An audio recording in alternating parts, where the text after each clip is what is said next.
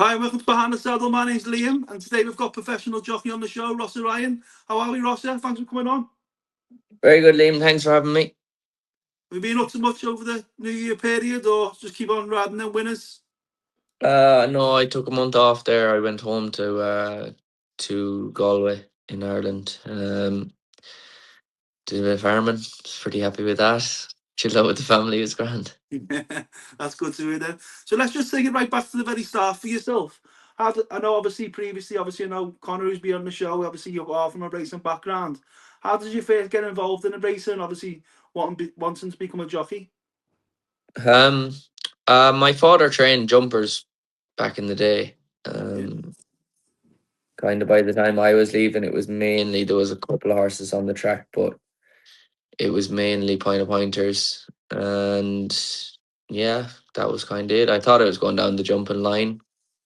I spent a lot of Christmas holidays in the Bulgers, and I think the last 2 years before I left for England, I think I went to Willie's, um, because I thought it was that line I was going down. And yeah, through a family friend, a man called John Blaheen, he recommended me to Ross Doyle, who buys all the horses for Richard Hannon. And yeah, got a phone call one day off Richard Hannon, and that was that.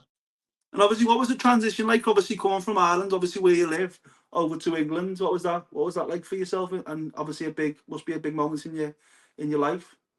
Yeah, it was very strange. I was only 16. Yeah. Like, I'd been used to being away because there's not many trainers in Galway. So when I'd go away, I'd go away for a couple of weeks on end. But yeah, it was very it took a bit of adapting too. I was ready to come home after 3 months, but I stuck it out and gladly I did. Yeah, obviously, you mentioned there. Obviously, your dad used to be a trainer. Obviously, was there many other influences who played a big part in obviously where you are now? Yeah, I think that the pony racing circuit in Ireland made a massive difference. It helped. Then my cousin and my uncle both rode as well, so it was kind of in us really. Um, it was whether I wanted to continue it on or not, and kind of through pony racing, I really started to want it and want to become a jockey, and went from there. And obviously, you mentioned before. Obviously, you got jumps. Obviously, all your family. Obviously, Connor as well. Is it who does jumps? What was the moment where you really knew you really wanted to be a flat jockey? I still I still don't. I no look, there's a lot you can ride a lot longer on the flat. Yeah. And at the time, I was light enough, and I thought my father was of the opinion if he can stay going for a little while on the flat, and if his weight goes and he's got a claim, then he can go jumping. Um, we'll kind of know by 18 what's the score, and then arrived on to Hannon's, and I'd only just turned 18 and I had no claim, but luckily enough, I keep my weight under order, so it's grand. That's good. So So, I really wasn't expecting to go down the flat line. It just how it played out. And what do you think you've learned about yourself so far in your career? Obviously, from obviously a young age to obviously where you are now. Obviously, you're still young, but you know what I mean. It's obviously them early years when you were 16, coming over to England. What do you think you've learned much about yourself? oh, geez, I could be going on here all day. I'd say patience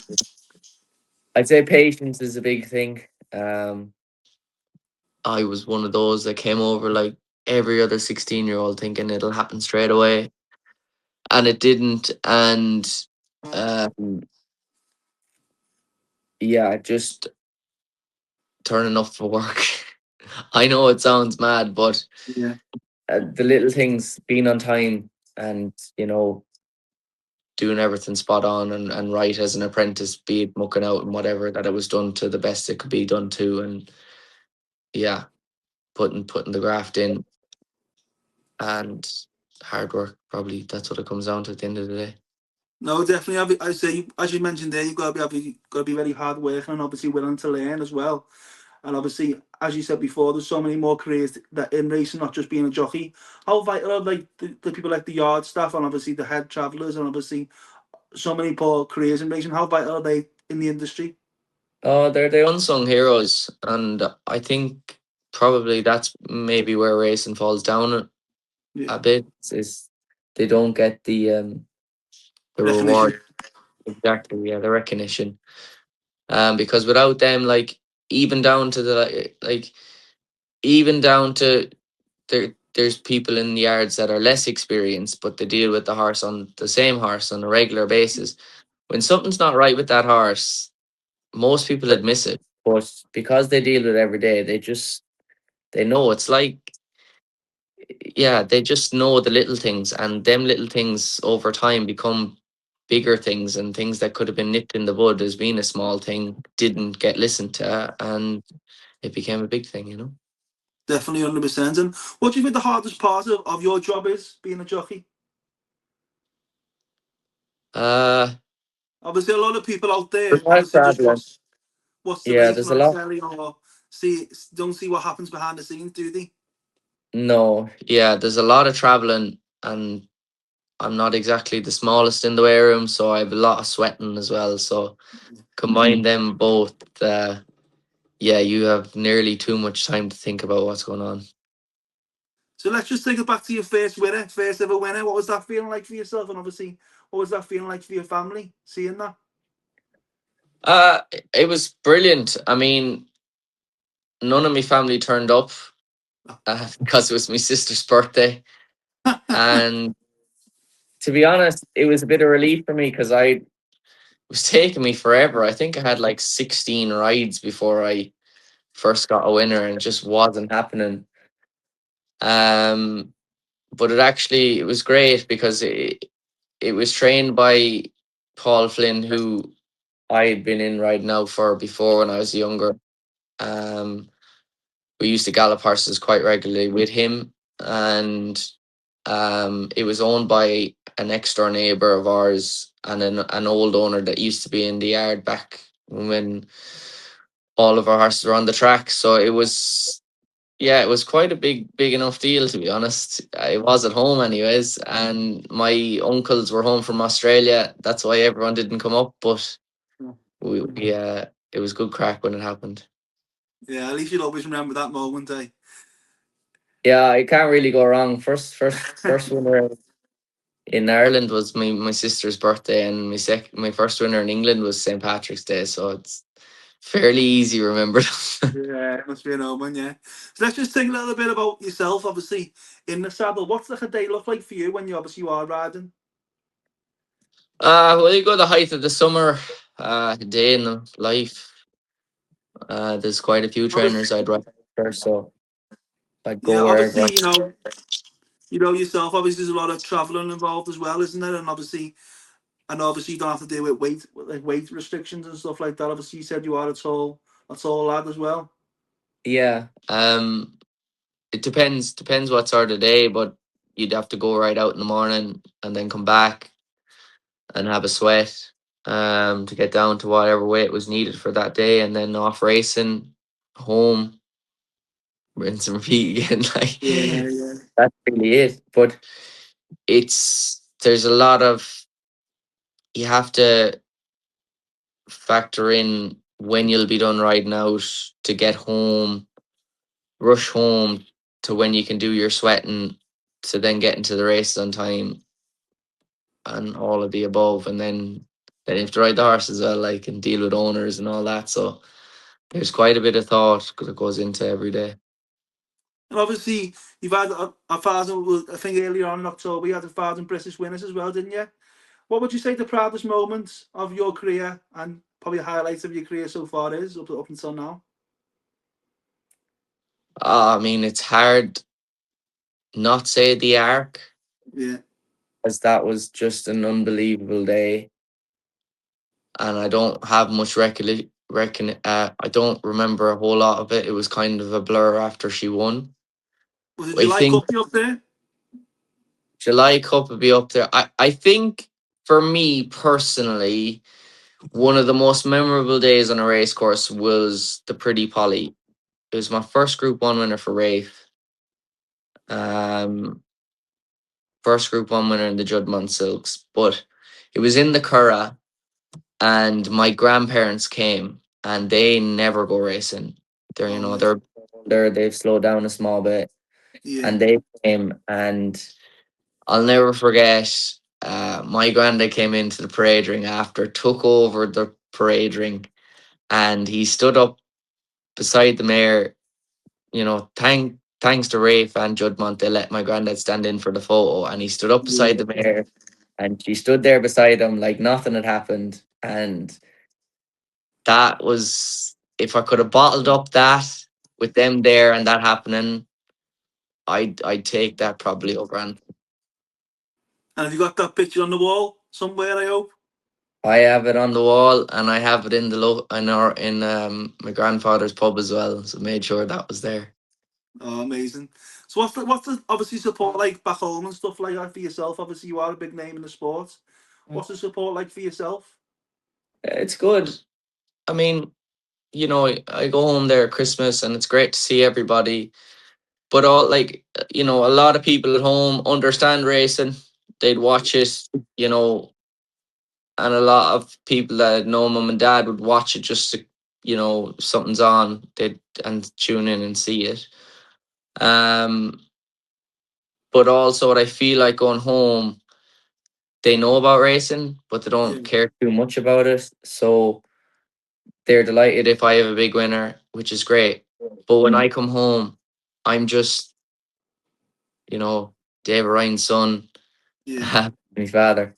Um, I'm not seen as there's no big deal about it. You know what I mean? And yeah, I have tended over the last couple of years when things get really heated in England, yeah. and there's a Sunday and there's no racing and there's no racing abroad, and I'm finished early on a Saturday to just jump on a plane and go home. And racing's not till in the evening on a Monday in Windsor or somewhere like that, and just 48 hours completely out of the racing circle. And it's makes a massive difference.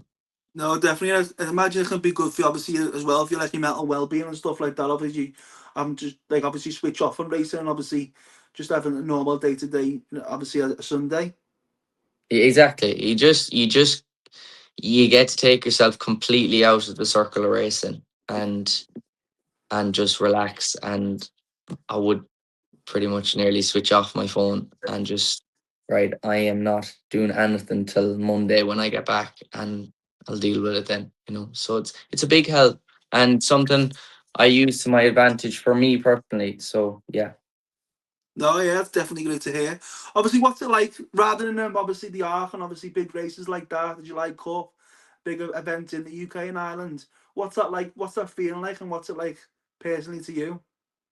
Oh, it's unreal. Royal Ascot every year. I'd say if you go in to any jockey, what are you looking forward to mostly this year? Royal Ascot, Royal Ascot. And it's winner in Royal Ascot with the hype and everything. It's probably as good as you're going to get. It's incredible. And it's hard explain it, and it's hard getting people to understand it. But when you have a winner in Royal Ascot, it doesn't matter from a handicap to a group race. Yeah, That feeling, if you have ridden one that week, coming back into that enclosures, and it's absolutely jammed and everyone's roaring and shouting, it's incredible. And you get up every day of the week at 5 o'clock in the morning and not finish till 11 o'clock at night to have one go at that again.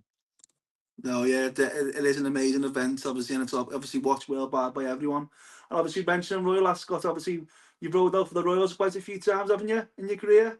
Are you proud of that moment?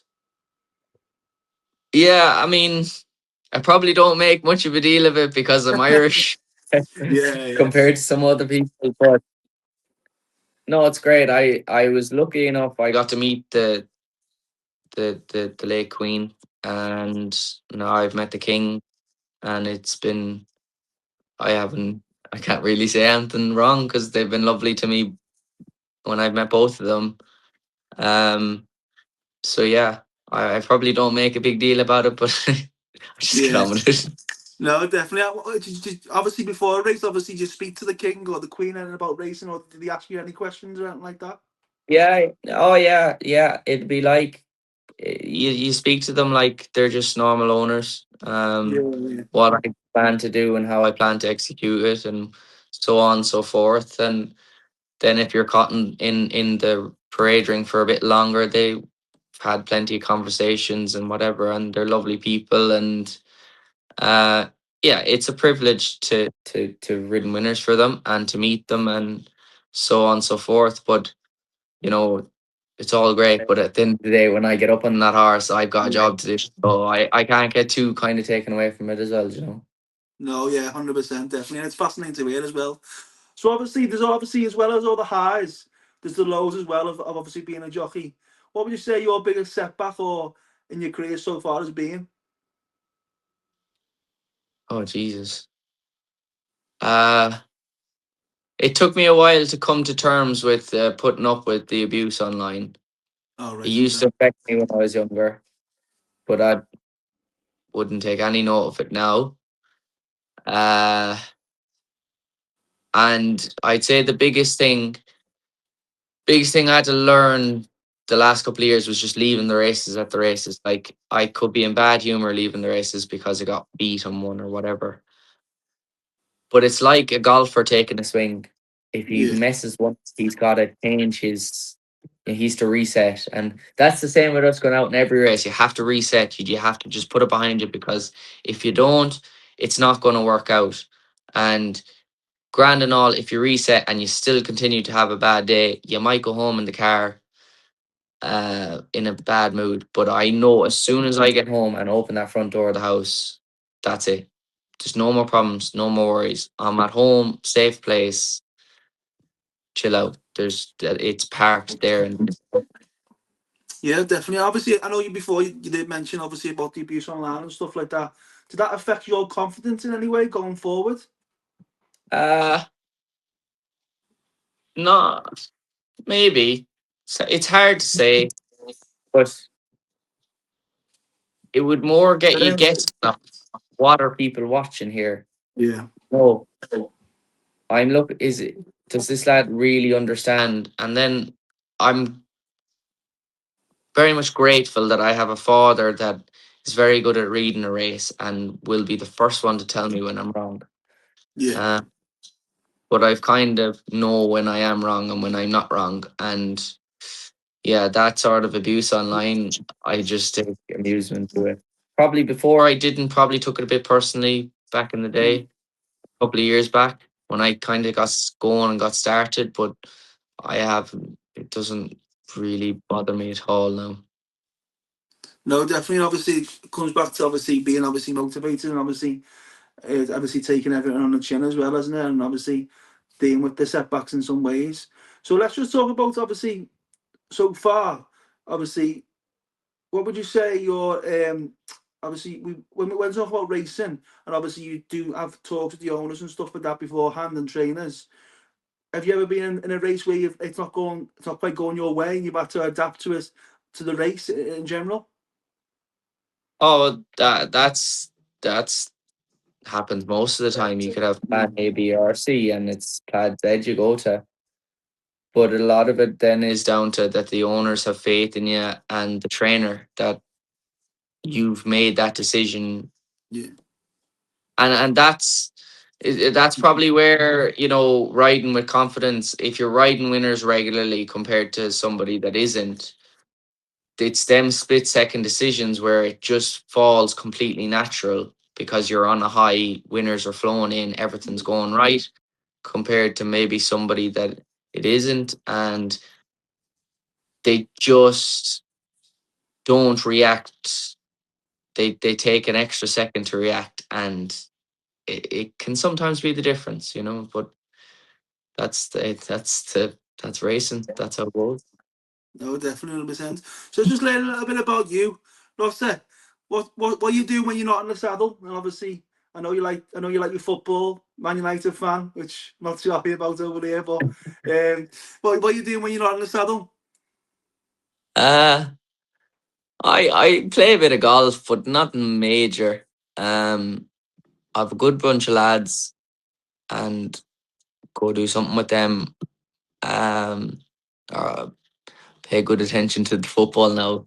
I Yeah. set up one of them fantasy Premier League things at the start of the year and got a right couple of lads in it, so it's good old cracking that. So that'll keep us going till May, anyways. How proud do you think your family have been of you so far? Obviously, what was your upbringing like? Was you big in school or anything like that? Uh, I had an unbelievable upbringing when I look back on it. You Yeah. know, we had a farm, complete freedom to do what we wanted to do. I mean, I don't think my parents gave me my first phone at like 14. I was like a Um, year or two behind everyone else. But, you know, by that age, like by 11 or 12, I was driving the tractor on the farm. I was doing everything and I was always working. And even with my sister the same way. But even, when we went out, we were given freedom.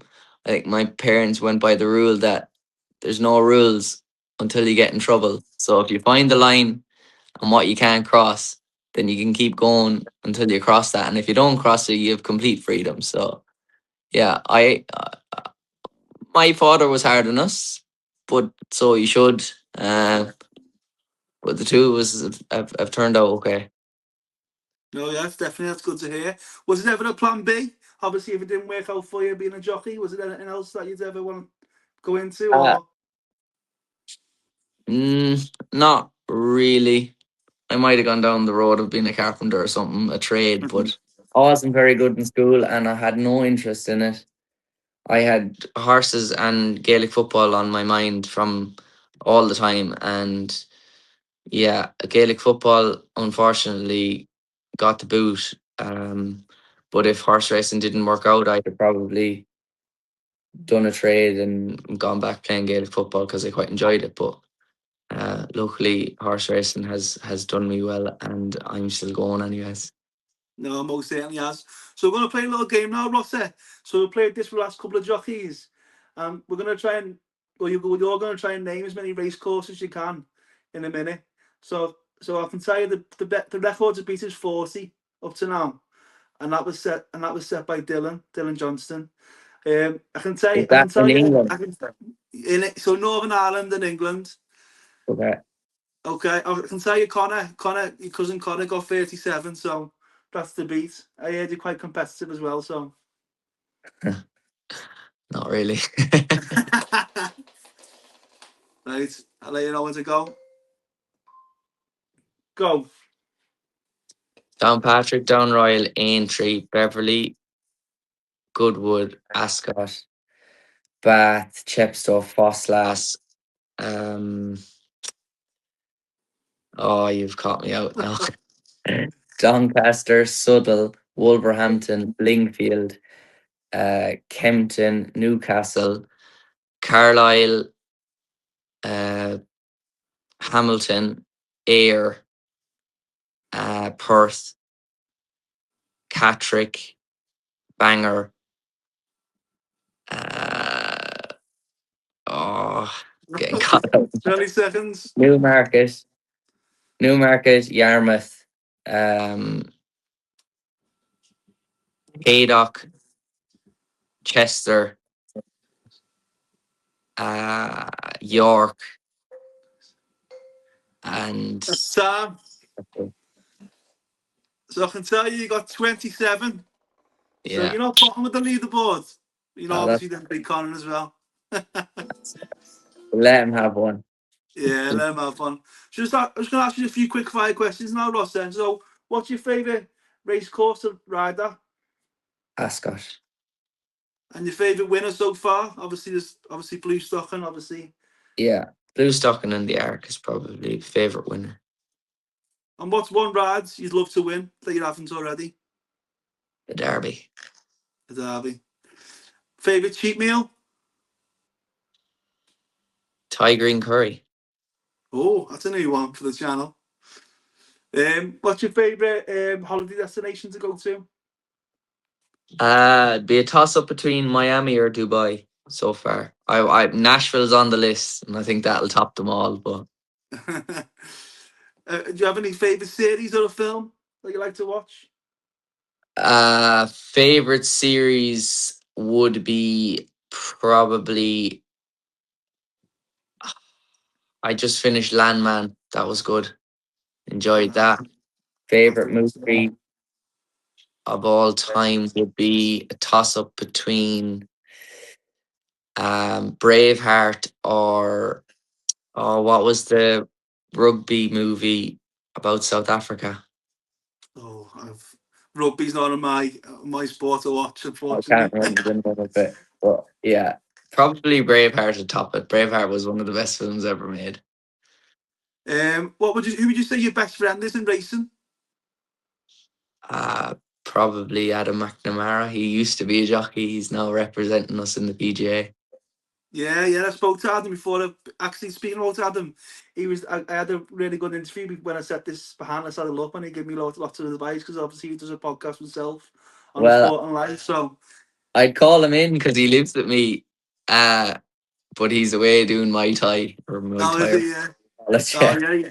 He was great, Adam. He gave me so much advice going forward, and obviously here we are now. Obviously, we started the channel in September, and obviously reached 1,000 followers not so long ago, a couple of days ago. So yeah, he was brilliant. amazing, Adam. Yeah, Really no, good. good lad. So let's one final message for everyone that's helped you along the way. Have you got a thank you message to anyone who's helped you throughout the career? Obviously, you probably got too many names to list and obviously say on here, but what would you say to everyone who's helped you along the way in your career so far? Oh Jesus, I couldn't thank them enough, and everyone that has. I don't think people realize or understand how much it really means, especially on the bad days, to have them there. And um, how much I'm not a great man to explain everything, Yeah. but I really do appreciate everyone that has helped me along the way. And a lot of them know who they are. A lot of them, some of them probably don't. Uh, but I genuinely do. No, that's great to hear. And obviously, you have come a long way. So obviously, since you were obviously with your dad and stuff like that, and obviously he's shaped you into the man you are now. So, just one last question, Rossa. What's one bit of advice you give to anyone who's looking to maybe be a jockey, but not just be a jockey, get involved in racing or any equine sport in general? I would say you can go anywhere, especially racing. Racing is the one sport in the world that can take you around the world with no qualifications or anything truly needed. Um, I would say whatever you go into, give it everything you got because life's too short. And the price,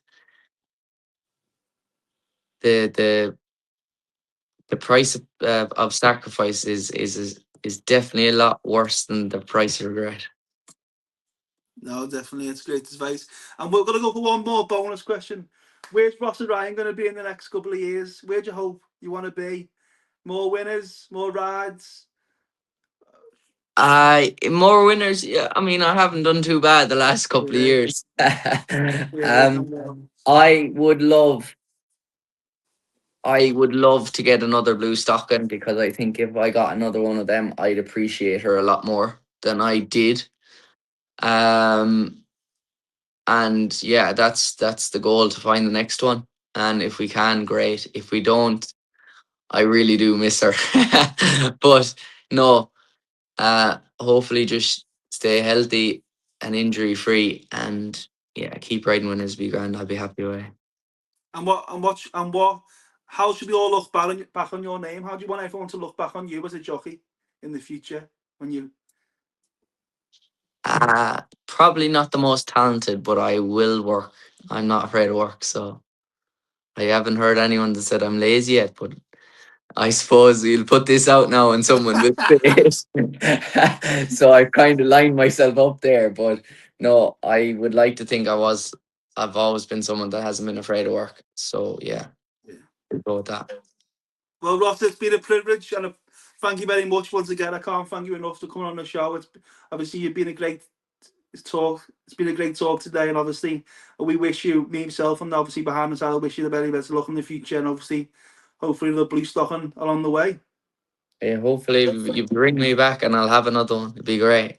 Yeah, I'll have to do. We'll do that definitely. Well, it was a pleasure having you on the show, Rossa. Thank you. Perfect. Thanks very much. Come on.